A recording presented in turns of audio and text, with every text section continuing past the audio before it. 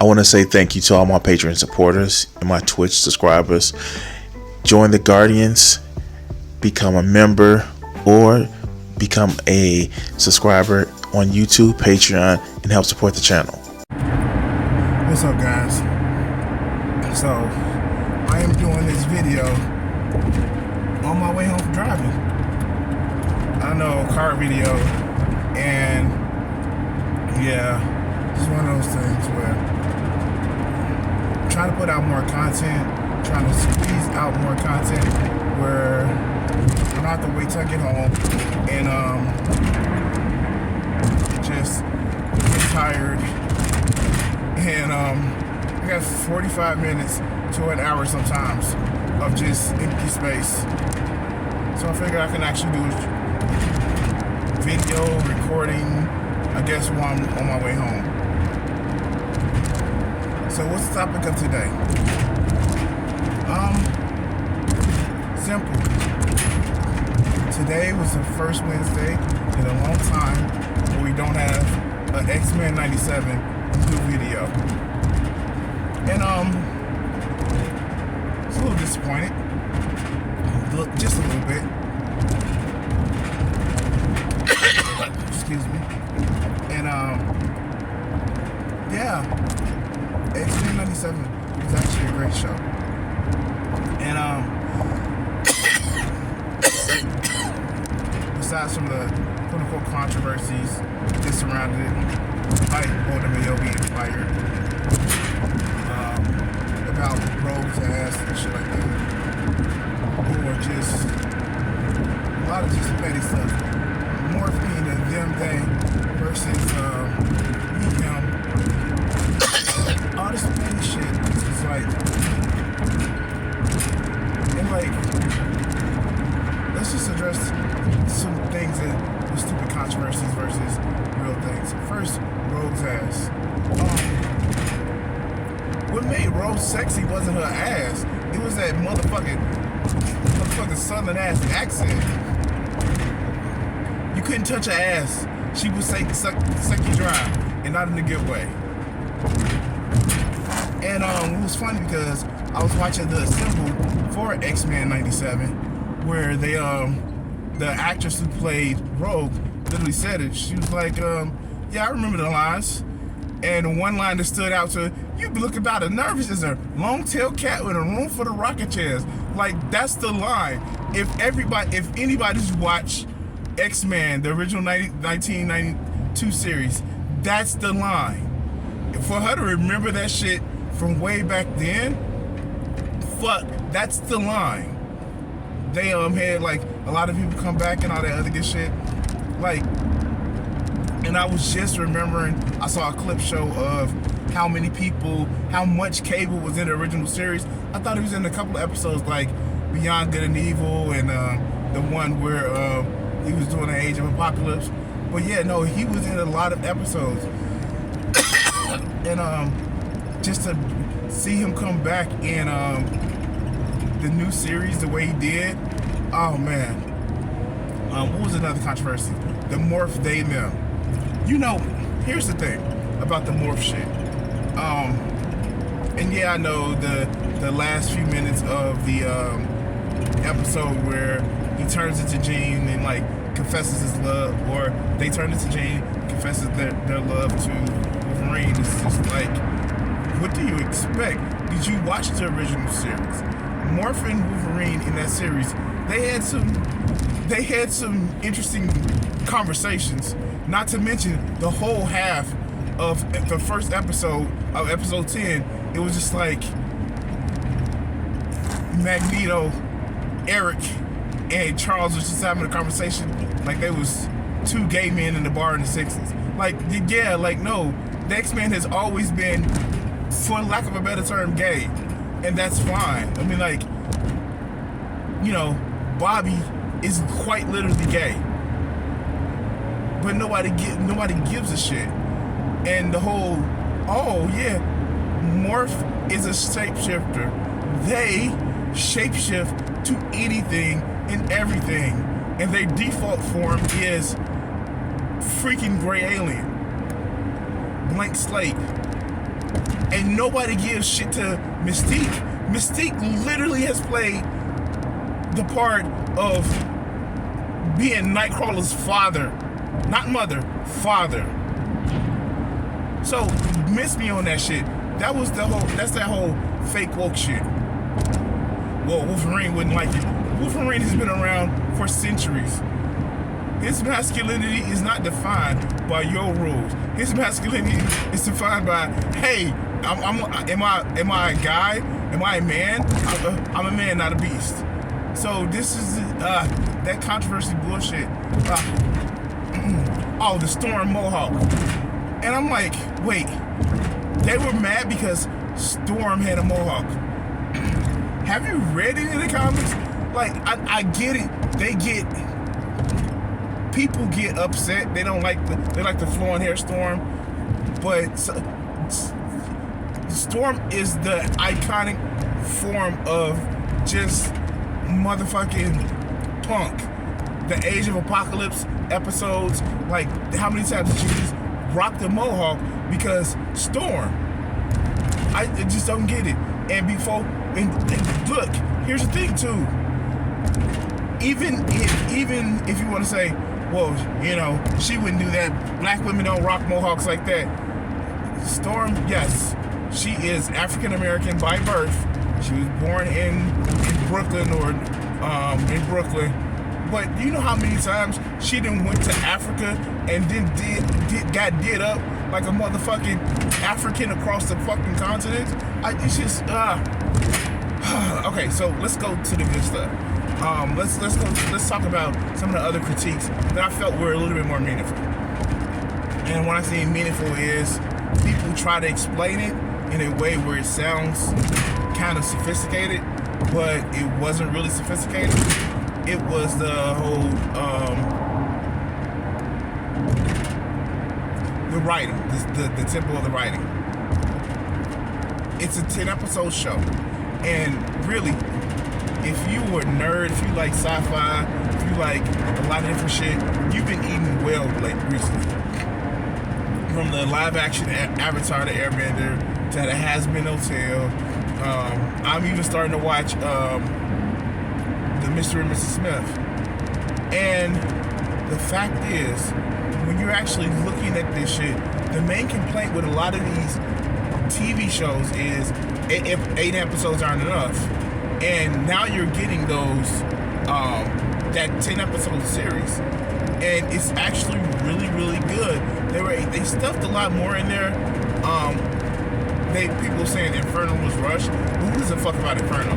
What we cared about is getting baby Nathan the techno-organic virus or digital herpes.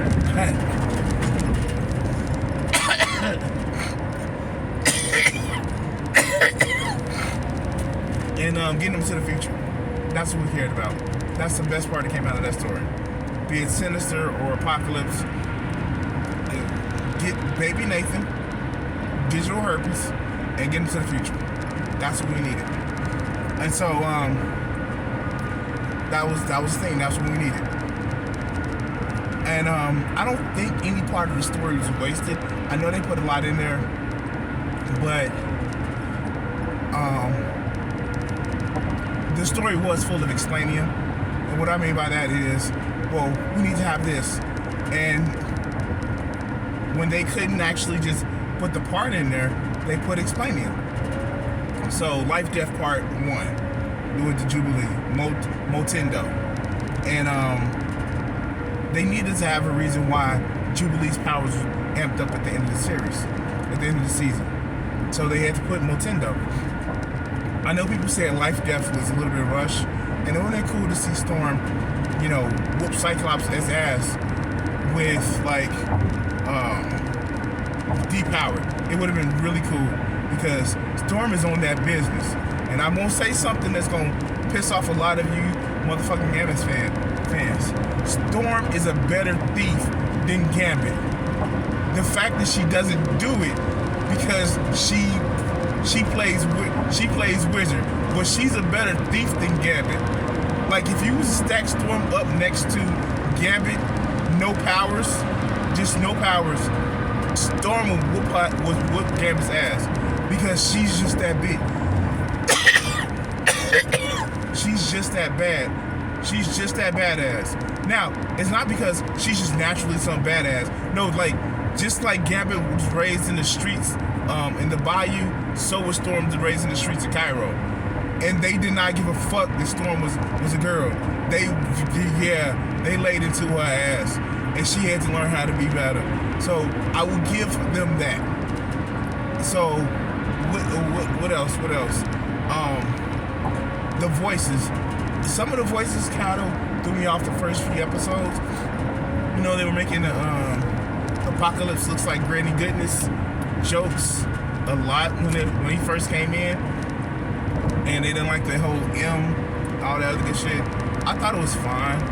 I mean, like, when you think of Magneto in his iconic costume, when he's not wearing the red and purple, you know when he means business, he's the savior of humankind when he's wearing the all-white costume.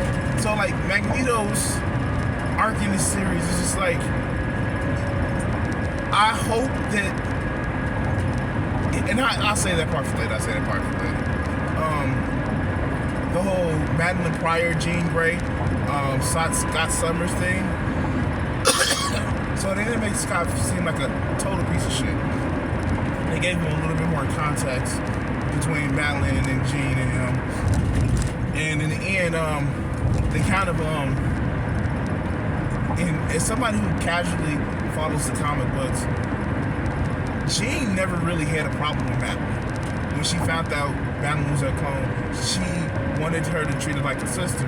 And if you understand who the Stepford Cuckoos are, Jean always wanted to treat Madeline like, instead of 5 Stepford Cuckoos, it'd just be those 2.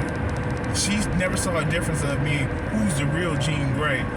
She always saw Madeline as a sister and a shared close sister. That's why you see in the latest Inferno where another clone saga, and Madeline wants to clone Dick because she sleeps to clone Peter Parker.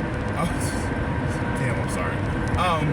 Jean gives the memories of her and Scott raising Nathan, which, okay, spoiler alerts, we'll get to that. What else? So the Fire Made Flesh, it was kind of rushed. The Motendo, the Life Death was kind of rushed. Episode 5. Now, there are certain shit that you always remember in Marvel Comics.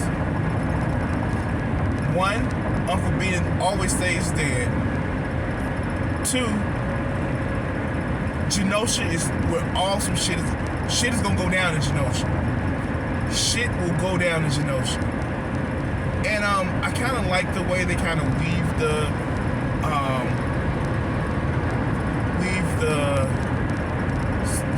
Rogue and Magneto's kind of love story in. Speaking of quote-unquote evil clones, Magneto has a clone too. Magneto has a clone named Joseph. And Joseph was cloned by some chick that was looking to take Magneto out. And he was just like a pure clone. And the thing was, Joseph was a clone of Magneto that did not have limits on his power. Magneto actually, for all the power that he has in an Omega level mutant, if you saw the old TV show where you saw Magneto kind of burning himself out and actually just turning into, the magnosphere of the Earth. The thing is, Magneto would use his powers so much that he becomes, electricity, basically. And the fact of the matter is, Rogue fell in love, actually has had love rumbuses, squares between Gambit, Joseph, and Magnus. And I like the way they played it in there because when the Savage Land, nothing really happened in Savage Land, but Rogue was able to touch Magneto. And it kind of translated to Joseph because Joseph cloned Magneto, and same powers and same thing. And of course, you have the Age of Apocalypse, where those two get married and have kids. And yeah, I like the fact that in episode 5, Magneto was like, I don't compete with Gambit. Chick, don't you know I can touch you? As a matter of fact, I'm gonna give him his props for staying around you even though he can't touch you. And it was just like, he was like, no, it's like, yeah, no, like, we will be simps for you because you're that just type of person.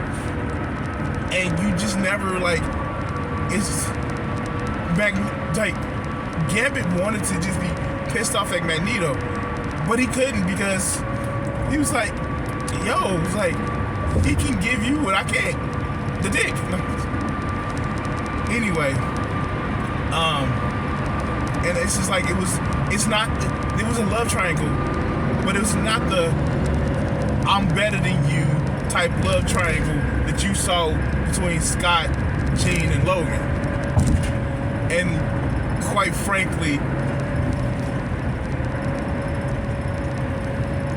that love triangle just is weird in so many ways, because I think the only reason why Jean and Scott are even together is because they're expected to be together.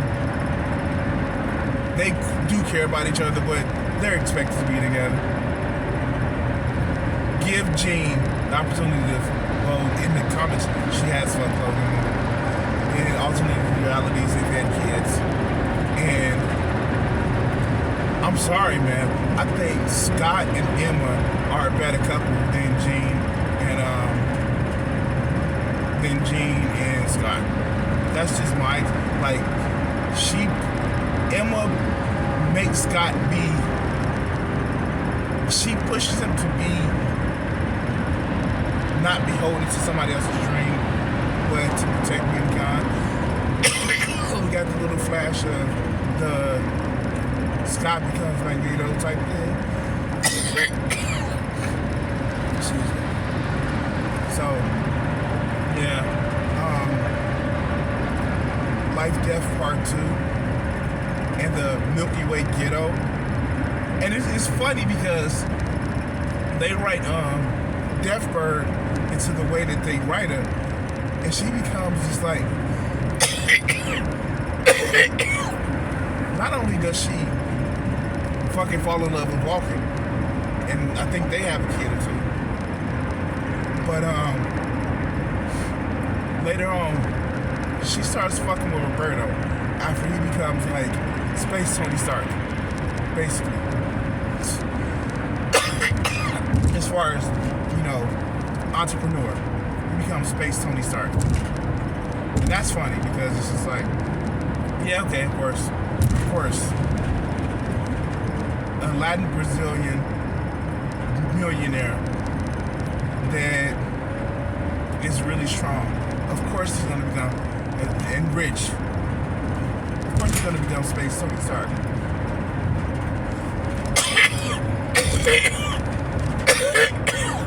Anyway, what else? Storm getting her powers back and going back to her original costume. I mean, like, people sleep on Storm. Even throughout this series, it shows only a glimmer of her power.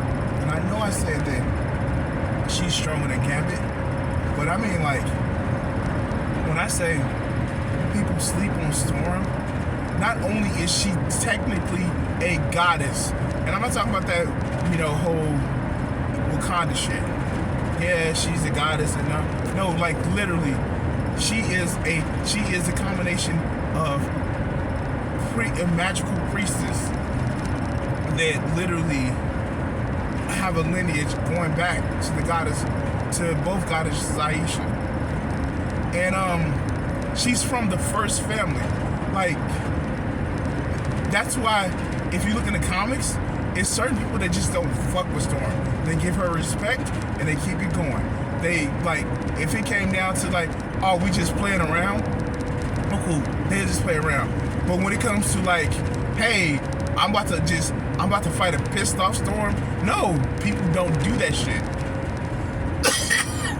I know I put it on my timeline on Facebook that like her whole thing about the thing about Storm is in all the series, she's always the one who's making the right call. Because where Charles and Magneto says mutants and humans need to live together, Storm doesn't see it that way. She thinks, hey, people need to live together. Yeah, mutant, human, mutant.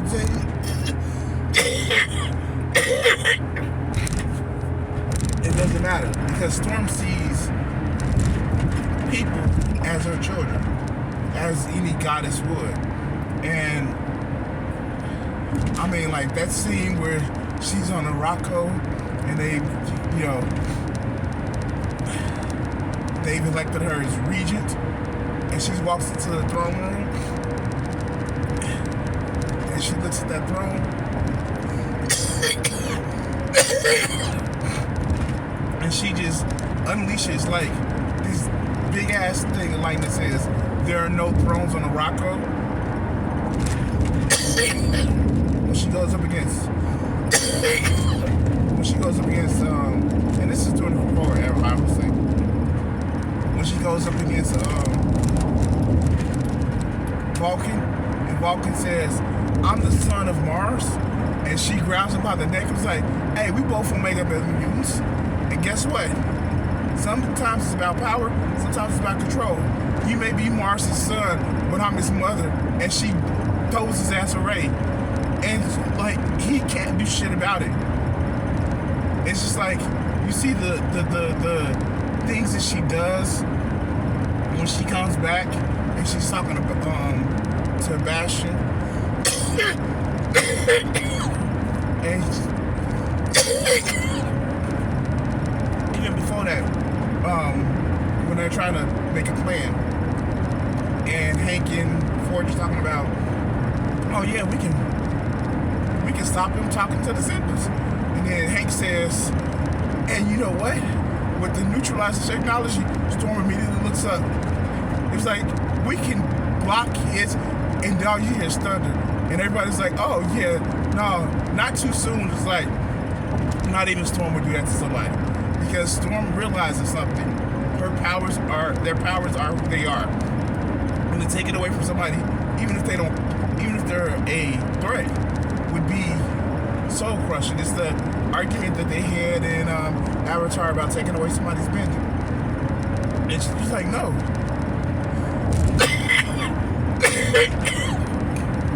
And you see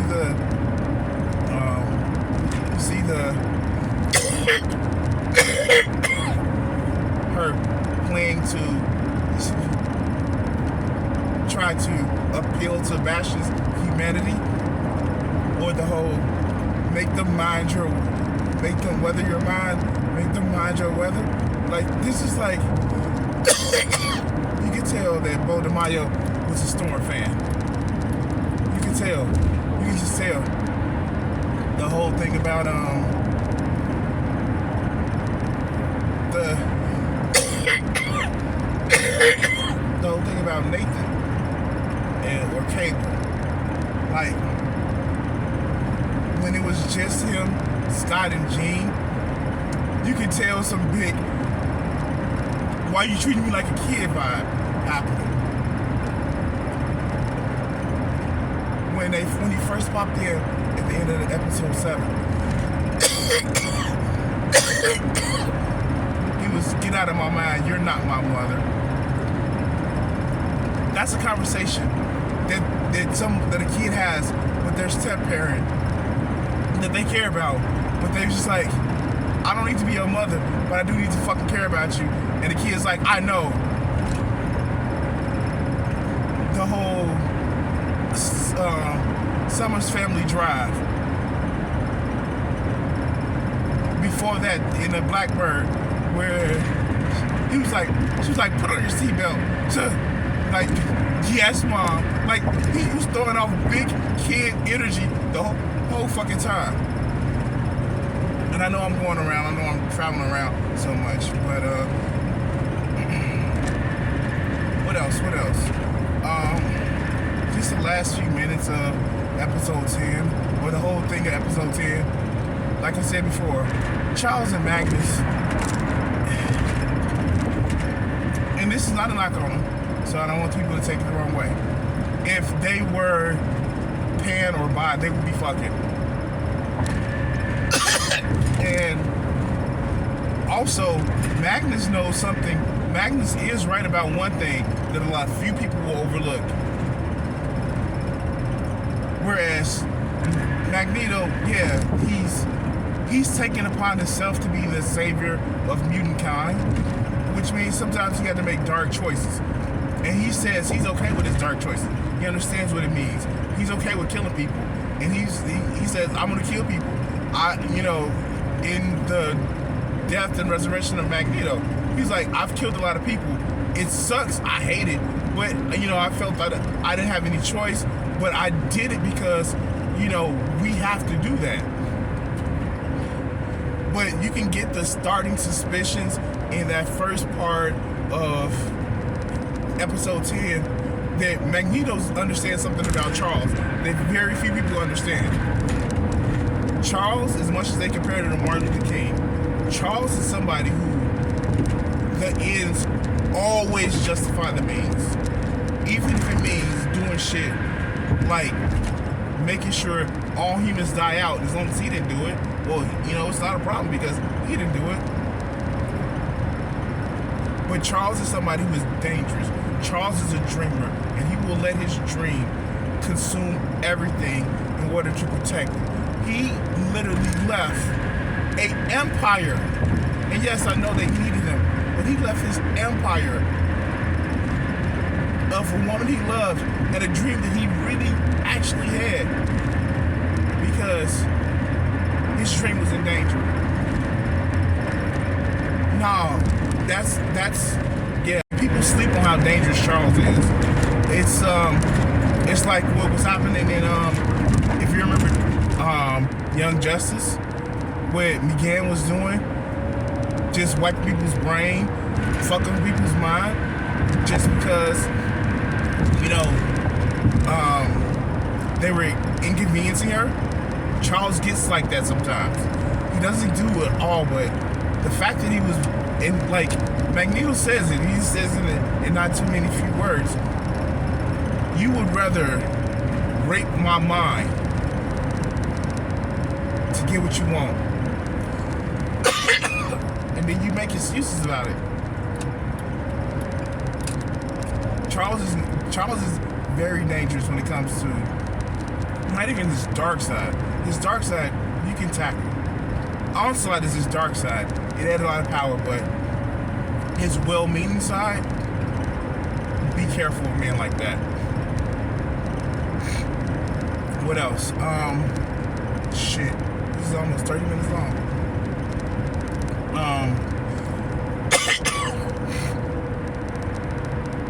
Shit. I'm forgetting something. The power of friendship. Oh God, the power of friendship eventually almost stops Bastion, which is weird.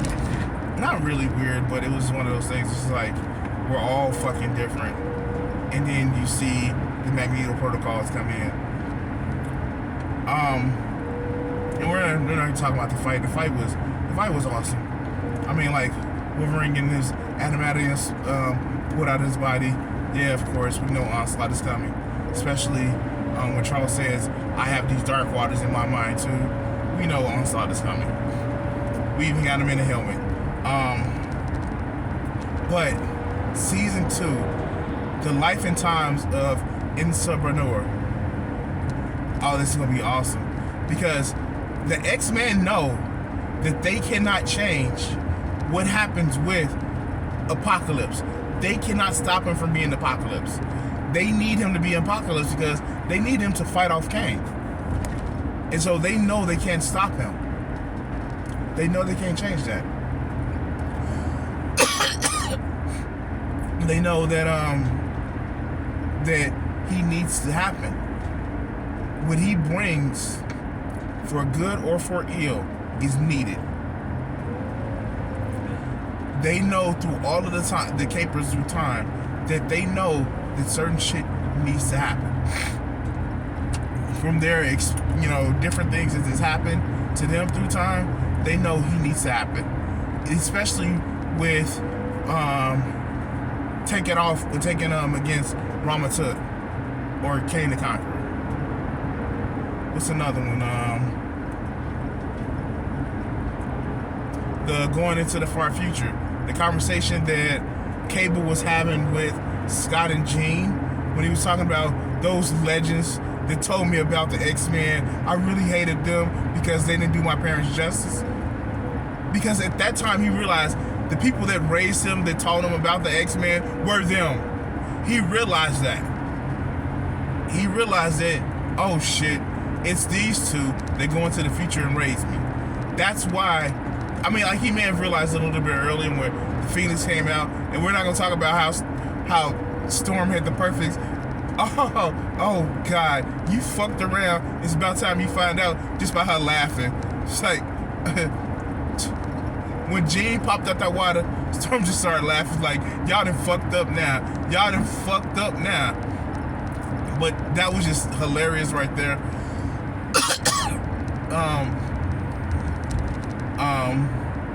We ain't gonna talk about how Rogue was like, yeah, his name was Gambit, remember it, and people's like, how is she breathing into space? Dude, they're in the blue area of the moon. They showed it in many comics. And then Roberto with his ass. The name Sunspot, it has a little bit of a flair to it. Go sit down, sit your ass down somewhere, dog. Oh God, I'm rambling. So Scott and Jean are gonna spend some time with Nathan and his mother / real alternate dimension sister. They're gonna teach him to become the soldier that he is. Yeah, no, it's just, yeah. The X-Men get into some crazy shit. And the X-Men in the past are gonna have to assist, in Sabanor on becoming Apocalypse, no matter what it brings. Although Apocalypse, when you find out more of his story, like in the comic books, you kind of understand why he is the way he is. The Celestials charged him with protecting evolution on the planet, and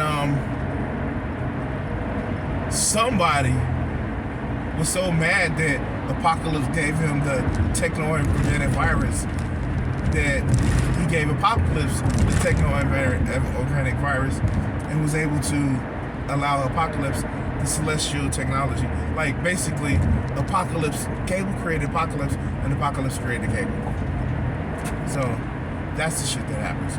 Anyways, comic books, right?